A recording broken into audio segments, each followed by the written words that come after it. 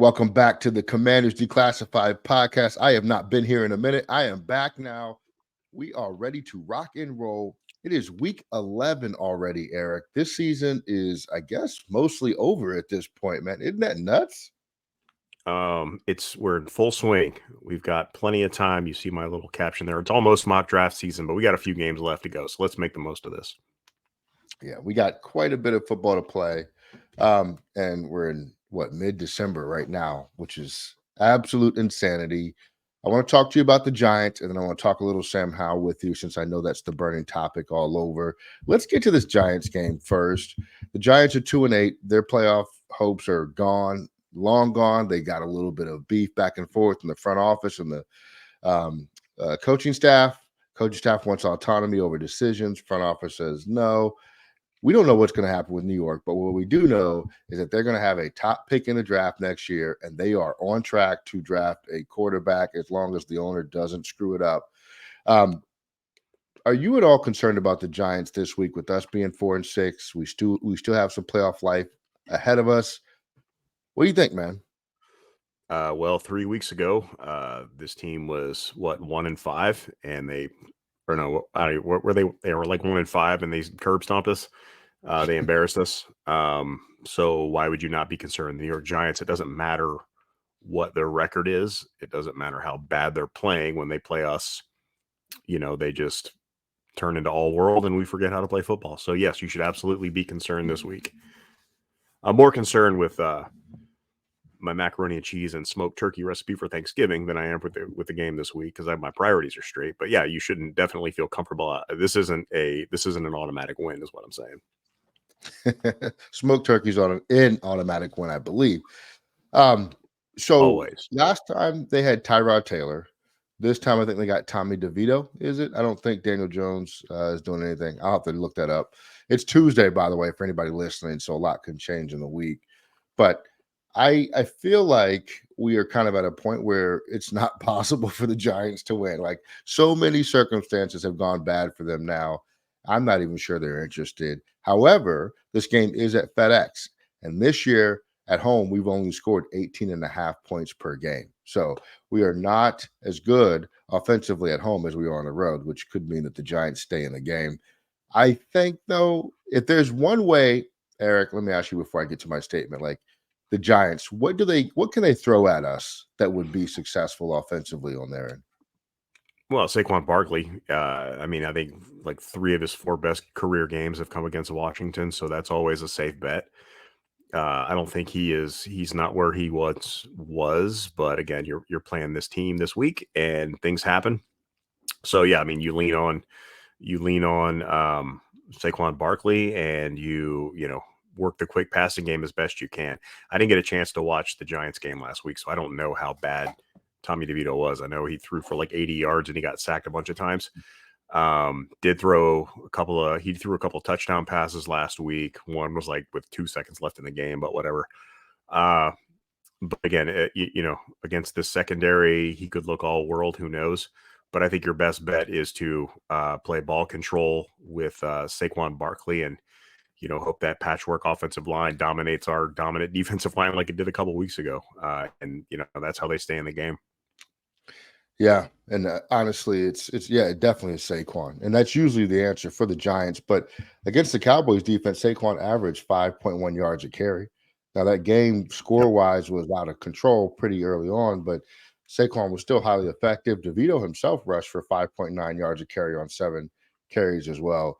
So if you ask me, for a guy who threw for 86 yards, I think you're going to see him pretty active in the run game, him and Barkley. And I bet they don't throw. Last week they threw 27 times. They got down by a lot.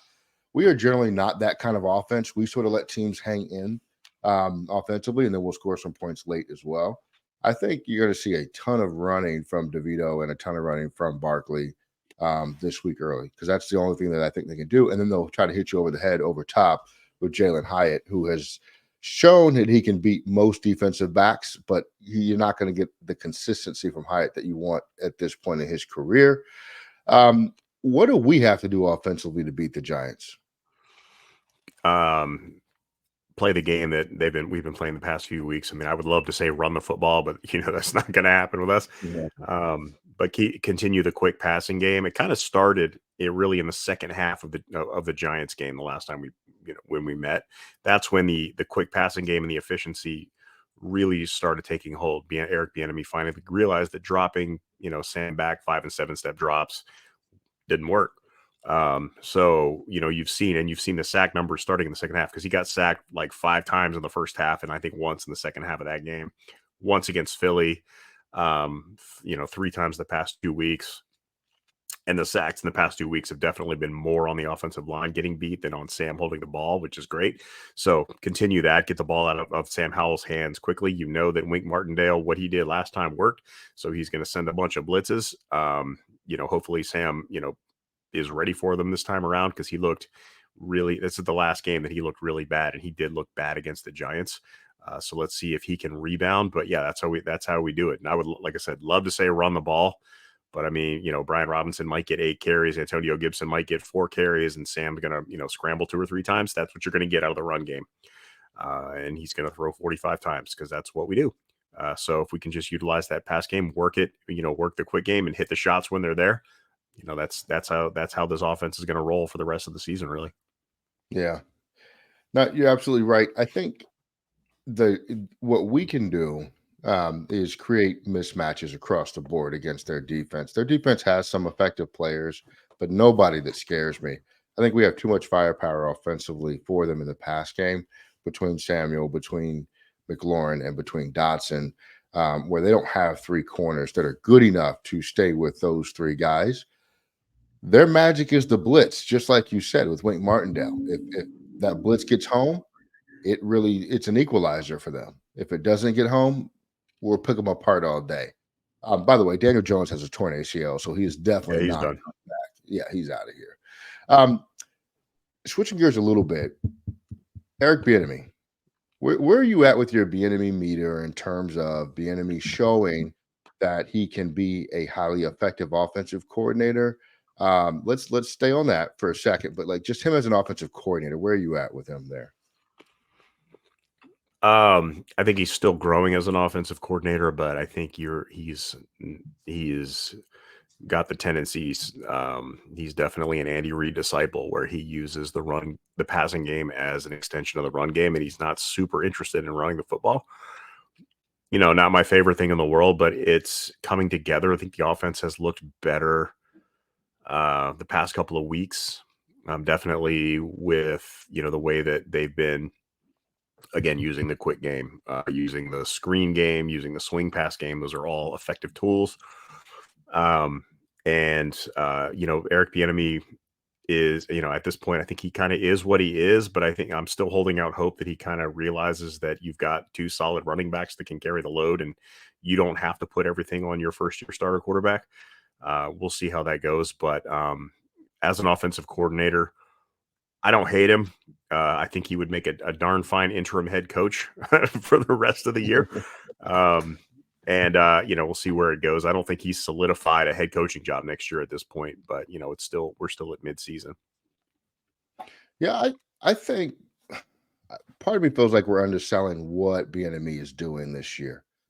And I think Bieniemy has done a good job of finding plays that work when we need them to work. I think where you want to see improvement, and it's really hard to separate the coordinator and the quarterback, because we just don't know responsibilities and assignments on plays, reads, and things like that. But what you want to see is these dry spots that we have in games or quarters where we just are ineffective offensively go away. And we just constantly move the ball, even if it doesn't end up in points all the time. It's where we just have like 3 drives in a row that are just disastrous, and then we come back and we find our groove, and it's just like bang, bang, bang, bang, bang, and we can do anything we want to do. We got to solve that problem. Eric has to solve that problem, not my Eric over here, my boy, but Eric Bieniemy has to solve that issue. Put me in there. I'll have it fixed in 10 minutes. One thing I know, I don't know if you saw this week, Pete Carroll said after the game, like when they started having success on offense, he's like, he was really surprised, or he said the defense was really surprised because Bieniemy like ran the ball 3 or 4 times in a row and they weren't ready for that. That says a lot, man. Like, Yeah, run the ball, dude. Like I'm not going to get over it. I'm not a run first guy. Like I like the passing game, but you have to, in my opinion, have more balance. And I think it's interesting how Sam Howell is developing because, and I don't know if this is where this was going, but he's done an interesting job with the way he's developing Sam Howell by basically throwing him into the mix. Like he's not holding back with what he's doing. He's still calling plays like Patrick Mahomes is back there. And you look at the difference in kind of what Slowick down in Houston is doing with CJ Stroud, where he's, early in the season, he was giving him the half field reads, he was giving him the easy throws, and he's allowed Stroud to kind of grow into the passer. And you saw the last couple of weeks where he's just taken off as a passer.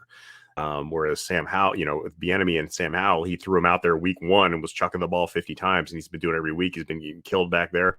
He's like, I'm going to keep doing it. You figure it out. And, to Sam's credit at this point, it seems like he's done a better job of figuring it out. So I guess just different philosophies and how you develop a quarterback. It's not the one I would have chose, but I definitely would have been a little safer with Howell this year. But Bieniemy he's going to call what he's going to call, and you're going to run it.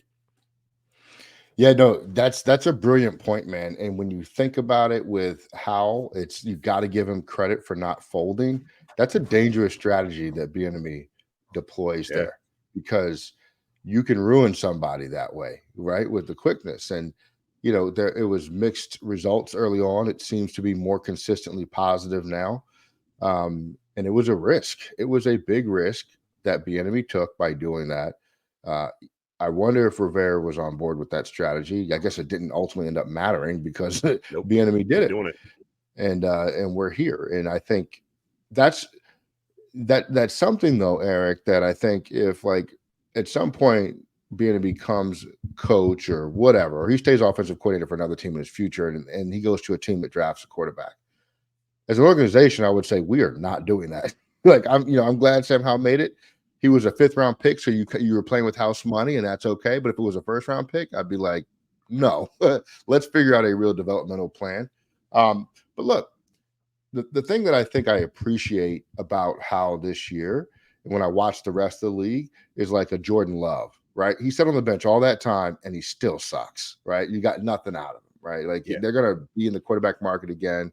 You have all these other backups that were in similar situations that are not playing well. I watched Kenny Pickett in Pittsburgh just looking absolutely dreadful. Yeah. And Howell has the Raiders Jets game the other night. Yeah, exactly. Yeah, it was awful. What's Aiden O'Connell? Yes, and what's the other guy? So I mean, Zach Wilson.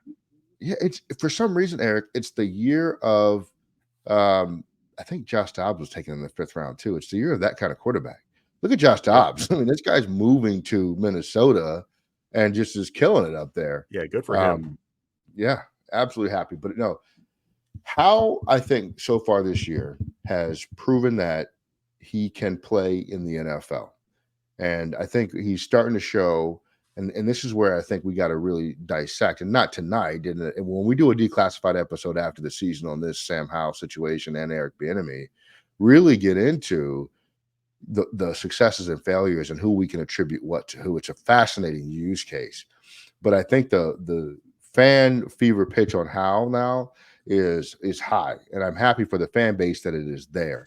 We were asking on Twitter, sort of like the Howell versus Cousins conversation, right? Because I think that's the current tier of quarterback people are now putting Howell in terms of Commanders quarterbacks. So I want to ask you, fans seem to be trending towards Howell as a better quarterback, and they like Howell better than like Kirk Cousins here. Are you there, or are you still?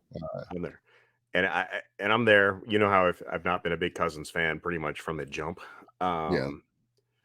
But you have to look at it at the same point in their careers. Howell is way ahead of Kirk Cousins. And Kirk Cousins was throwing more interceptions than touchdowns. Granted, he wasn't getting start after start after start. They were kind of playing, quarterback shuffle between him and Griffin and whoever else was here. So you look at like first 11 starts, 12 starts or whatever, and Cousins numbers versus Howell's. I mean, Howell's clearly better there, but it's not even that so much as statistically. It's to this point, because obviously the wins haven't been there for either, or weren't there for either guy either. it seems, in my opinion, it's the mentality.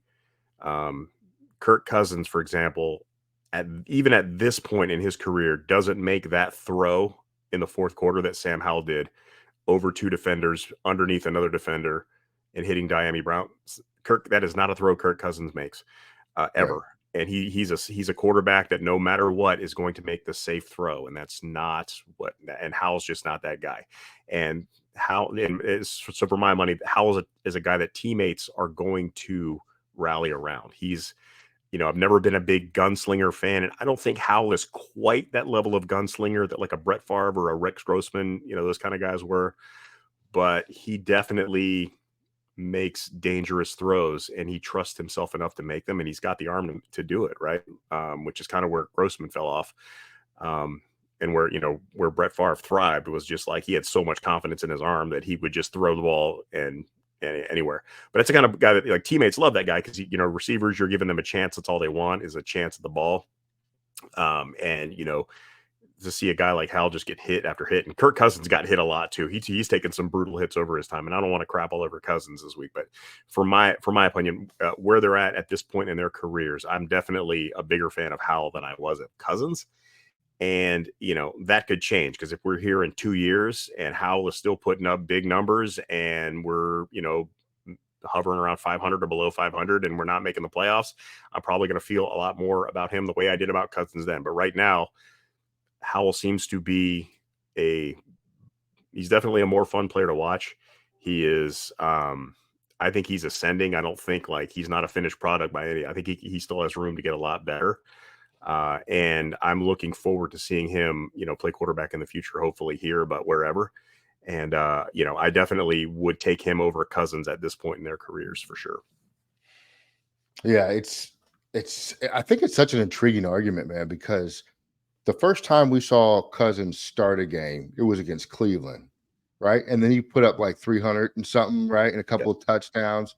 And then RG3 did the press conference, right? Like it's that whole like the Cousins story is documentary worthy. It's hard for me to say that Howell is. I think we're underselling Cousins a little bit. I was never a fan of Cousins when he was here, just because of the whole RG3 drama on both sides. By 2014, Right. I was done with both of them. Like I was just like, this is too much. We need to move on, start fresh at the quarterback position. But then Cousins had that 2015, 2016 Pro Bowl season, right? So I think the important nuance you gave was at this point in their career, meaning their second season starting, right? And or second season on the roster. I don't, Cousins was still battling RG3 for time at this point in his career, but I like Cousins' peak as a Redskin, was higher than where Howell is right now, Sure. with that season that he had under Jay Gruden. Now, is there any tool that Cousins has that Howell doesn't? I think Cousins got the ball out quicker, but I think Howell's arm is much, much better than Cousins was.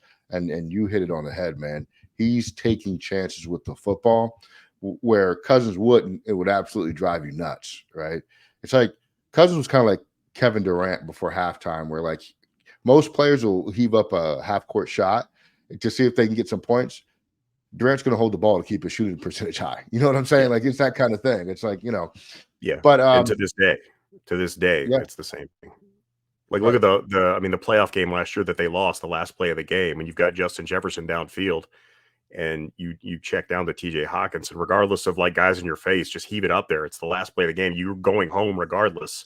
If you right. throw an interception or you throw a 2-yard pass, and what does he do? He throws to TJ Hawkinson. That's the Kirk Cousins. And Sam Howell Right. ain't doing that, right? It's Sam's not happening. Sam's going, he's Yeah. got a little bit of that. And another point you made, actually, the RG3 thing is a big part of why a lot of people dislike Cousins, because it was for a couple of years there, it was 50-50. And Cousins Yep. was always seen as that guy who robbed us of our RG3 glory, even though, RG3 was done after he hurt his knee. But just fans couldn't get past that. So Cousins was never going to be the guy just in that mind. Whereas Sam Howell, I mean, he's replacing Taylor Heineke and Carson Wentz, and Dwayne Haskins and Alex Smith before that. Like there's just, he's not, he's the guy that everybody wants to start. So he's definitely got that working in his favor now as well. Yeah. And taking that a step further, there's no other person on the bench, right? Where when he starts to screw up, you're like, hey, bring that guy in. Everybody knows what Jacoby Brissett, what his limitations are, right? And that's so in the Cousin situation, or even the RG3 situation, because I think it was kind of reversed. Shanahan brought in somebody that was going to intrigue fans. The This current group didn't do that necessarily, right? What I think the worst thing that could happen going into the development is taking somebody who falls in the draft next year, like in the third round, right? If Sam Howell's our starter next week 1, we assume he's going to be at this point, right? Unless there's some dramatic change in the offseason and the new ownership, or not new ownership, new staff is like, no way, bringing our guys in. But then you bring in a guy in the third round that has some appeal to fans. We are not a patient fan base, Eric. You know this. Right. And you start to have a couple rough games. Oh, let's see what this kid can do. Let's see what this kid can do. Um, I think so the other question we asked on social media, we almost have 1,000 votes on this in a couple of hours, is, has Howell surpassed RG3's rookie season in terms of how people just enjoy the product of Howell and perceive him? We're at 58% not yet, and which would be 42% people will say yes. And I think some of the responses to this are very interesting. Um, what I see primarily is folks saying, look, RG3 couldn't throw from the pocket. He was an athlete playing quarterback. That was exciting. I loved it. But Howell's a better quarterback. And on the other side of that argument is RG3 was a moment. Like, he changed the game, and he did. Him and Kyle Shanahan both, in terms of the quarterback read option, all that other stuff. They introduced that at a very high level in this league. Where do you stand on that? Has Howell surpassed 2012 for you? No, because we're not. I mean, unless they go on a run and make the playoffs and actually win a playoff game, and Sam Howell gets injured, and blah blah blah, and it turns into the whole RG3 thing again. I don't think so. That was just such a crazy time, and yeah, I do agree that Howell was a better passer than Griffin was. Griffin was, Kyle Shanahan really schemed that offense to give Robert Griffin a lot of success. Griffin was crazy fast. Howell was not nearly as fast as Robert Griffin. Nobody was. He was one of the fastest guys to ever play quarterback at that point. And they both struggle to protect themselves when they run the ball. So there's that too. So no, I don't think so. I mean, 2012 was a crazy year with the playoffs and just that run that they went on. So I guess, if Sam Howell, if they rip off 5 wins in a row to end the season and make the playoffs, then sure. Maybe they'll approach that level of hype, but after, 10 games, 11 games, he's nowhere near that hype of RG3 in 2012. Yeah, and I think it's funny because we had a similar record when they went on the run. I think we were 3-6 in 2012. Yeah. And now what are we? 4-5. 4-6. 4-6. Yeah. There's two things too. Like, we don't have a Sam Howell signature moment yet, right? Like, the 76-yard touchdown run against the Vikings is a thing. Like, that's in our infamy from now, or in infamy from now on, right? And then you also have the Dallas game on Thanksgiving. So I wonder if Sam Howell gets a couple of those quote unquote moments in games. Is that really going to start to sway that opinion more in the other direction too? I don't know what he could do in that fashion. He brought us back against Seattle. The problem is our defense is snatching those moments away, right? Yeah. Like, we were driving, taking the lead, and defense is like, well, screw that. We're going to give the points right back. So it's kind of stalling out a little bit of the lure of Sam Howell and some of the things that he's doing. I think, you're right. I think it needs to be some of those. I mean, because he's thrown some clutch dots this season. That pass against Seattle last week, he threw a couple against Philly, but those, some of those need to start resulting in wins, and they haven't yet. He hasn't been, like, outside of probably Denver, I think was the only one where he was really just a beast, and we ended up winning. He played well against Atlanta, but didn't throw for a lot of yards. It was kind of a pedestrian game, but he was solid. If you look through the wins, he was meh against the Cardinals. Like I said, he was great in the Denver game. And what was the other game they won? I don't even remember. Doesn't matter. But he's been at his best in losses, I guess, for the best point. So that needs to change for that perception to really come through. And I think, I feel like the first Philly game, that was kind of robbed from him in overtime with some just atrocious calls by the officials, Yeah. calling Terry McLaurin out on that catch, and then, not getting the ball back when the Eagles clearly jumped on fourth down. So I think that was kind of taken away from him a little bit. But yeah, I think some of these clutch moments really need to result in wins, and that's going to require the defense to step up. Uh, or excuse me, sorry. He just needs to have a monster game, and we blow somebody out, like blowing out Dallas on Thanksgiving, like we did with RG3 in 2012. That'd be a huge moment. If he goes out and throws 4 touchdown passes against the Cowboys on Thanksgiving Day and we win by 20 points, then so be it. But with our defense, I just don't see that happening. Yeah, the defense is a whole other issue in itself, and I think it's inexplicable because the talent difference this year to last year is not really that apparent. Now we've traded Chase Young and Montez Sweat, and you saw that show up on film last week against the Seahawks with Geno Smith having forever in the pocket to try to target us downfield. But otherwise, I don't know. But as we've said on this show, year in and year out, defenses don't generally get better over time, right? They get older, you lose pieces, it's going to start to degrade. And we're in year 4 of Ron Rivera's defensive staff unit, whatever you want to call it, and Jack Del Rio as well. And so we're at that point in a coaching tenure where they need to retool and reinvest. The other problem is we over-indexed on the defensive line in terms of salary allocations, and so you're going to have some budget players in certain positions, David Mayo, and you're paying the price for that too, Cody Barton.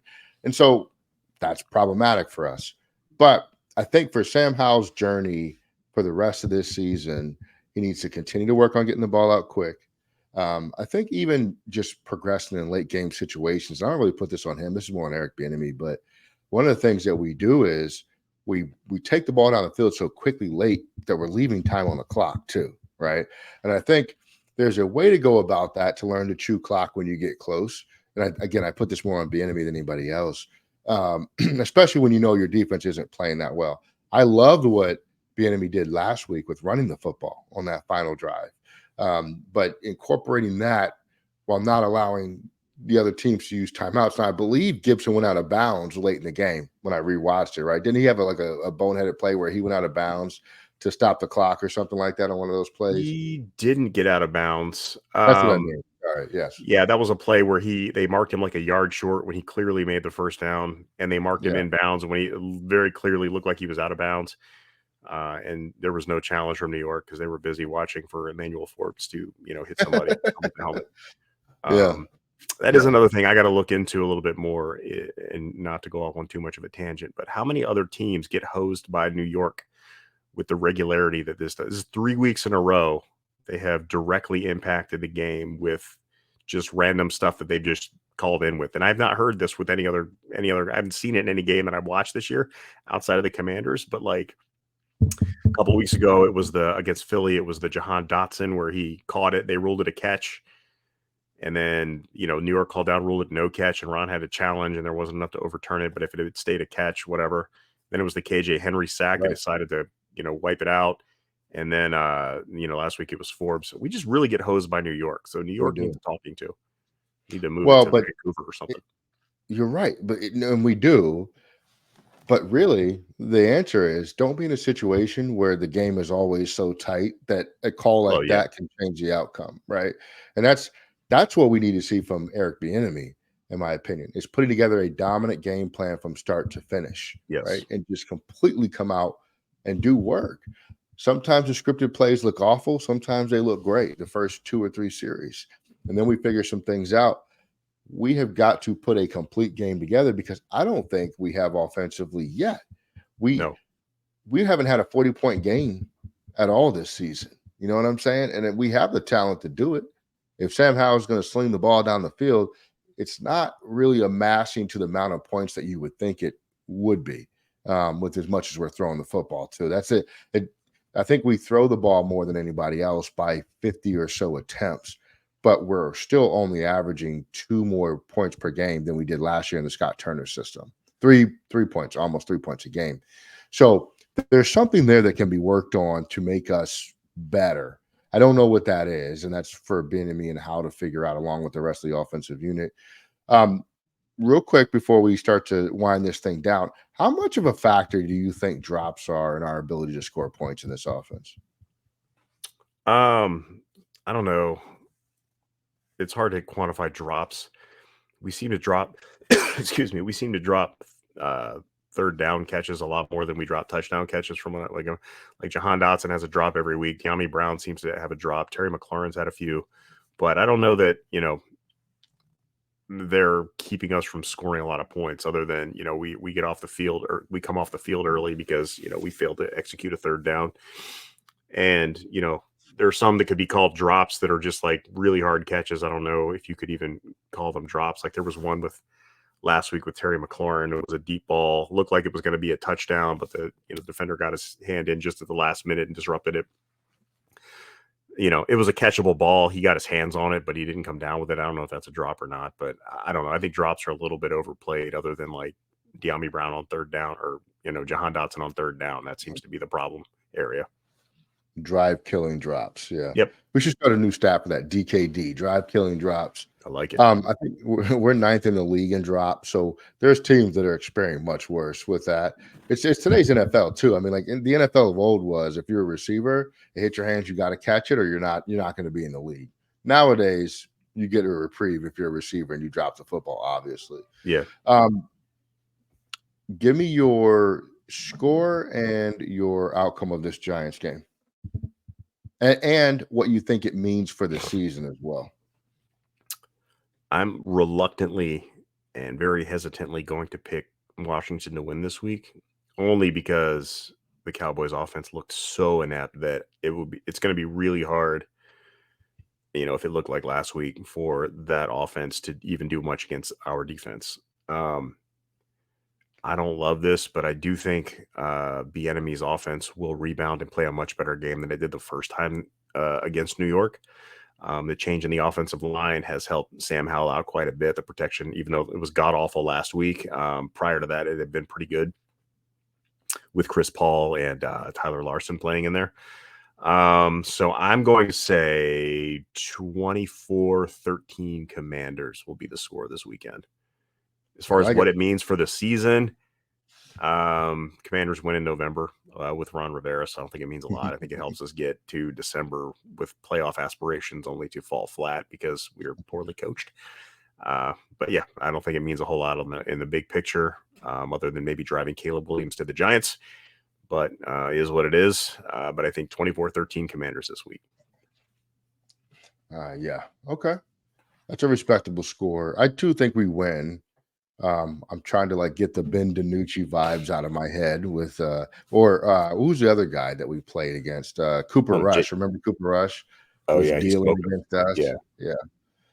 Yeah. I think this is our coming out party offensively, and I know people are gonna say, "What do you mean?" I just mean when we put up points early and often, right? Like the Lions are doing this year, like Miami's doing this year, like other teams have done. I think we put up 39 points. I don't think we get to 40. I'm going to say 39-20 Commanders. And I think what it means for our season is I think it's another win that keeps us in that middle territory, which is where we don't ultimately want to be. We want to be really great or start the process, as they said in Philadelphia, right? And I think we're going to be in that middle. I think the division is all but lost at this point, unless I don't even know if we can win the division because we've lost in the division twice or 3 times. Yeah, I think the division's out of scope for us, but we're very much in that wild card playoff race, so we can go play the 49ers in round 1. But nonetheless, I think we show what we can be this week. I really do. I think Diamond's got his confidence up. I think we kind of suffer from having too many options on offense. I know that's crazy to say, but I think we'd probably be a little bit better offense if we just had more focused targets. I love spreading the ball around, but man, we got some players that could really use more catches and more impact on a regular basis. And I was not saying Diamond is one of those. He should be on the roster, but like Terry, Curtis and Jahan should be getting more targets than what they're getting for as many times as we're throwing the football. And Terry still only has 3 touchdowns this year, which means he's on pace for like 5.5 or something like that, considering where we are in the season. It's So, usually or where he no, finishes, though. He doesn't usually. He's not know, a big man. touchdown guy. I know. I want him to be, because I Yeah. really think that's what's keeping him from stardom in this league, or superstardom in this league, is that touchdown total.